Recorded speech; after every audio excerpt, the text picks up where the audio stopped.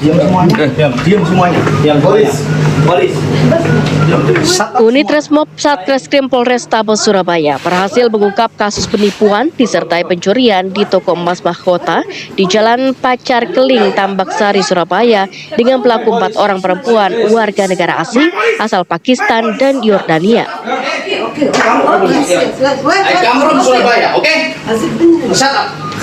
Dari tangan tersangka, petugas berhasil mengamankan barang bukti uang dolar hasil senilai 114 lembar pecahan 100 US dollar.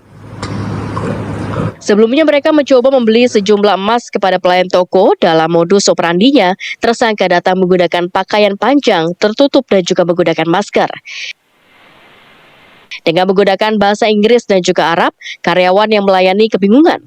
Salah satu tersangka yang bertugas mengalihkan perhatian berhasil membuat karyawan teralihkan perhatiannya.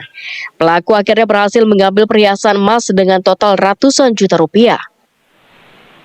Modus operandinya yaitu saat itu pelaku pura-pura membeli emas dengan menggunakan pakaian jubah panjang tertutup, di mana 4 orang itu bekerja sama mengelabui karyawan.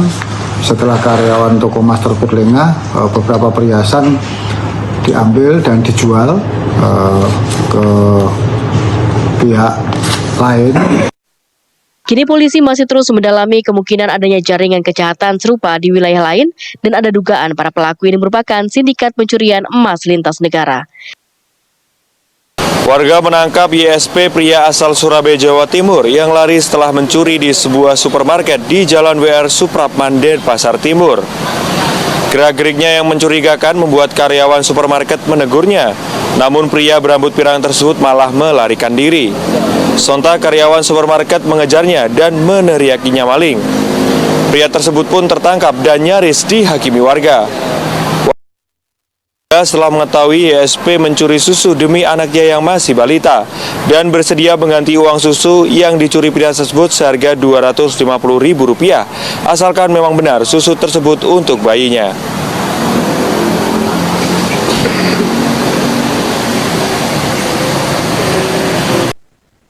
Hairul diamankan kembali di rumah masa kecilnya yang berada di dusun Ringin Kembar, Desa Jambi, Kecamatan Baron, Kabupaten Nganjuk, Jawa Timur. Penangkapan berlangsung dramatis. Hairul ditemukan bersembunyi di dalam tumpukan jerami kandang sapi di bagian belakang rumah. Rumah tersebut saat ini dihuni oleh kakek, nenek, 2 anak Hairul, 1 ponakan, serta seorang paman. Kepala Rutan Kelas 2 Nganjuk Arif Budi Prasetya menjelaskan, sejak Hairul kabur, pihaknya langsung bergerak cepat melakukan pengejaran dan berkoordinasi dengan Polres Nganjuk serta pihak terkait lainnya. Salah satu lokasi yang sejak awal dicurigai adalah rumah masa kecil Hairul. Pada Minggu 25 Januari 2026, petugas sempat melakukan penggeledahan di rumah tersebut, namun Hairul belum ditemukan. Pencarian kembali dilanjutkan keesokan harinya setelah petugas menerima laporan warga.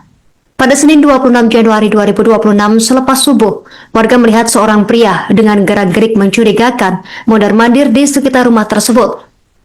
Orang itu terlihat gelisah dengan pandangan mata bergerak ke segala arah. Laporan warga tersebut langsung ditindaklanjuti oleh petugas.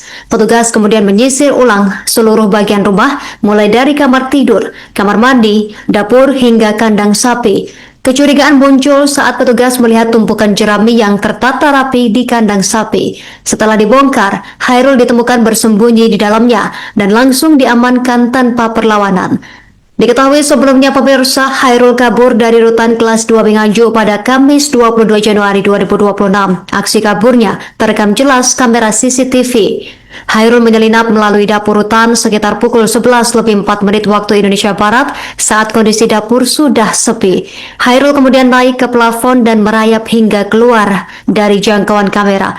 Sekitar pukul 12:02 waktu Indonesia Barat, ia kembali terekam saat merusak kawat berduri di atas tembok pembatas rutan setinggi kurang lebih 6 meter, lalu turun ke halaman dan melompati pagar untuk melarikan diri. Aksi tersebut juga sempat disaksikan seorang pedagang es cincau di sekitar alun-alun Nganjuk yang melihat langsung Hairul keluar dari area rutan dan berjalan cepat ke arah Jalan Kiai Haji Agus Salim.